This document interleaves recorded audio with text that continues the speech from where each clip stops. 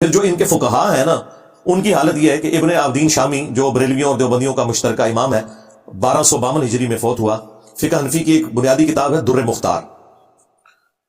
اس کے اوپر حاشیہ لکھا تھا ابن عابدین شامی نے رد المختار کے نام سے.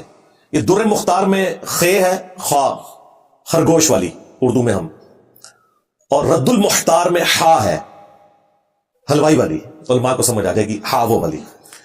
قرآن ہوں گے تو ہم ہا بولیں گے علماء کے لیے حلوائی والی.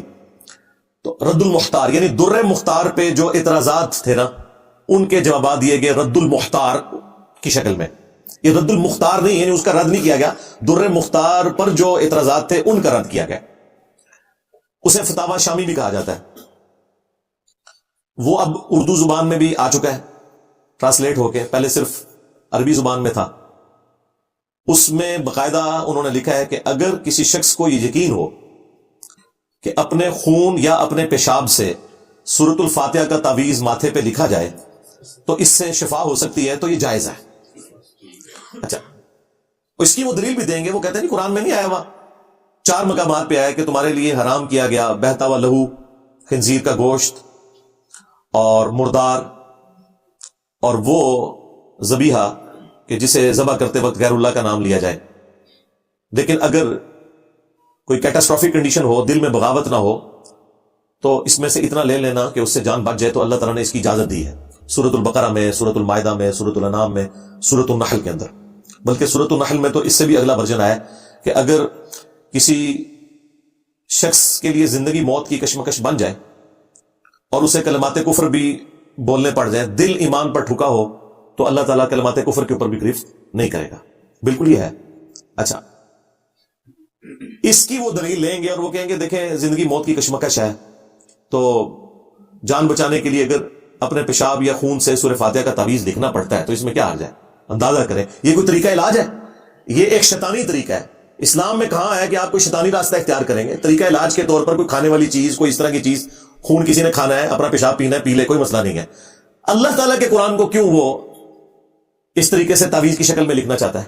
یہ تو نہ کوئی روحانی علاج بن سکتا ہے اور نہ ہی یہ کوئی آپ کا میڈیکل علاج ہو سکتا ہے. تو اس طرح کی جسٹیفیکیشنز دیں گے، یا کہیں گے یہ بس ان کا فتویٰ ہے لیکن مفتہ بھی قول نہیں ہے. مفتہ بھی تو ہے نا، وہ فتویٰ تو دے رہے ہیں نا، ان کے اوپر گرفت کرو. گرفت کرنے کی ان کی جرت نہیں ہے.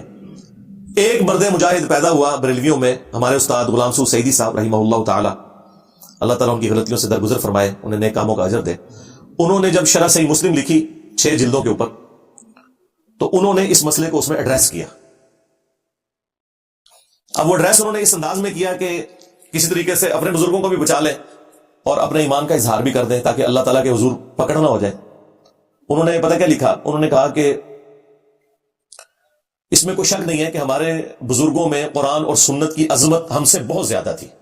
یعنی پہلے انہوں نے باقیوں کو نارملائز کرنے کی کوشش کی کہ اب میں جو بزرگوں کے اوپر علمی گولی چلانے لگا ہوں تو کوئی یہ نہ کہ میں بزرگوں کا گستاخ ہوں. انہوں نے کہا کہ ان کے دل میں قرآن اور سنت کی عظمت ہم سے زیادہ تھی، لیکن بال کی کھال اتارنے کی عادت نے، یعنی چھوٹی چھوٹی باتوں کے اوپر، جسے یہ فقہ کا نام دیتے ہیں، اور فقہ تو اسلام کی بنیاد ہے، ٹرو انڈرسٹینڈنگ.